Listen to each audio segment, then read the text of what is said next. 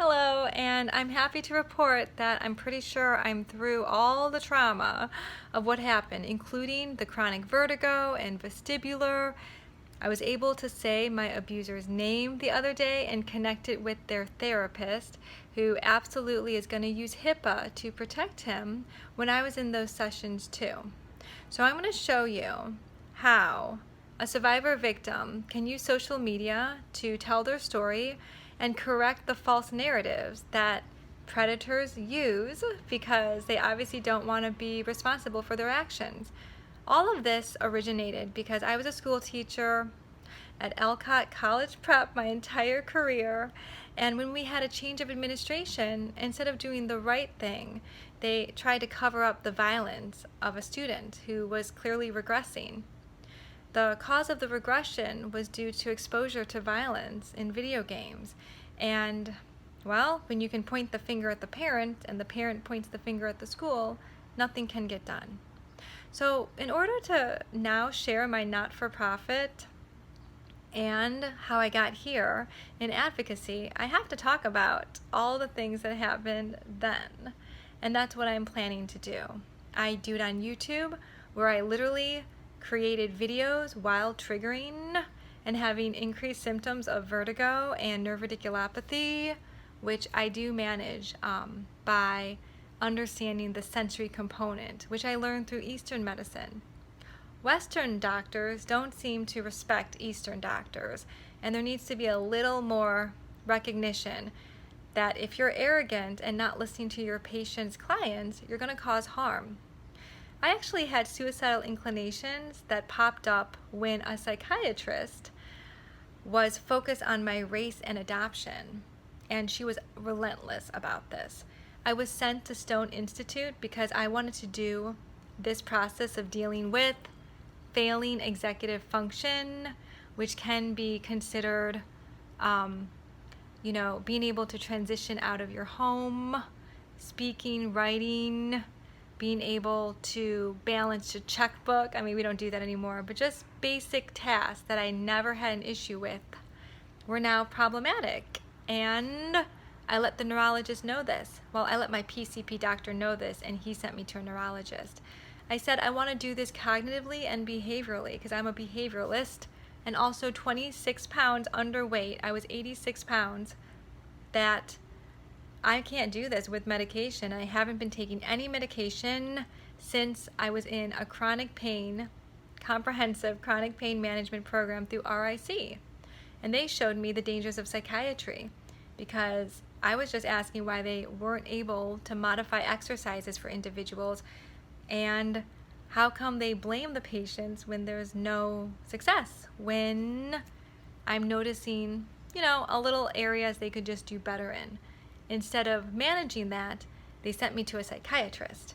And we talked about insurance and how that was an issue for me because I didn't want this program to eat up all of my insurance because I realized this injury was going to be a long one, a marathon injury. Anyway, I utilize a lot of social media spaces to tell my story and have been putting the triggers connected to sexual assault, discrimination of my students who had special needs, and retaliation of myself with disability as well as my students when they were denied a classroom, and then all the healthcare stigma online because it's a place to contain the triggers until I'd be able to describe it and talk about it like I am now.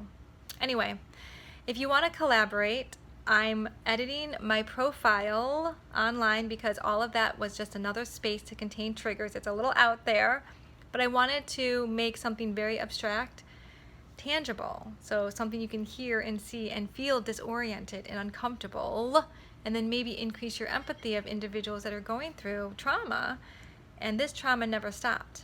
Now the cool thing is I was with a person I met in 2009 with this cat for 6 years, and I think the purpose of that was to take his cat away because he was being abusive. So I'm cool with everything that happened with that person, and now I'm going to talk about how we can change policies and really emphasize the survivor-victim story to recognize we need some sort of education for young people to be more aware of individuals who are predatory, who are into grooming, who are going to use force and coercion and all those nasty things that affect us emotionally and kind of put us in a place where we don't know if someone's being truthful. My chronic pain is a little bit like a spidey sense, so I already feel it indicating that I should pay attention to what this person is saying and doing in front of me.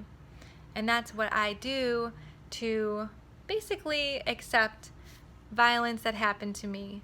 I do know it stays in the body, and what I'd like to do now is talk about the non-for-profit, because that's the next step to my ending of all of the past stuff, because I'm super proud of it, and I would not have created it if I was obviously teaching. I'd be too exhausted, but also it's in direct relation to the hatred of difference that's in our society and the treatment of those with difference, because the words were in the first year dating this guy with this cat was, my family hates difference.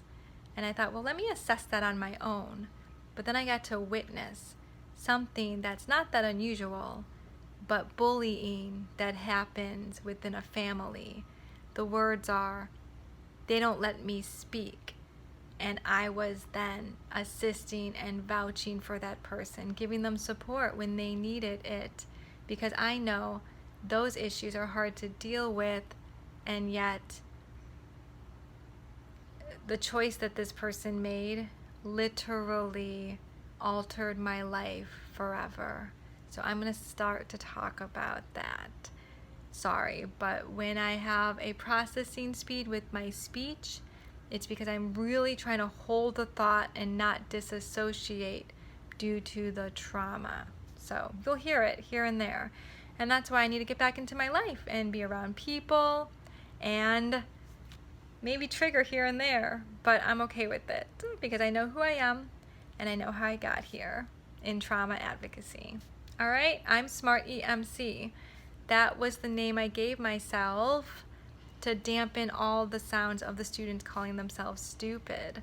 And also, it was a way to visualize myself doing a survivor open mic night, which I still want to pursue, even past COVID. So that kind of ended because of COVID, but I'm going to try to find a way to do it digitally, and obviously, as we all get vaccinated, to do it back out in the real world, because people need to elevate each other and recognize the amazing strengths of survivor victims, not just their resiliency and their brilliance, but their love and compassion for those most at risk and in need. Thank you. Take care.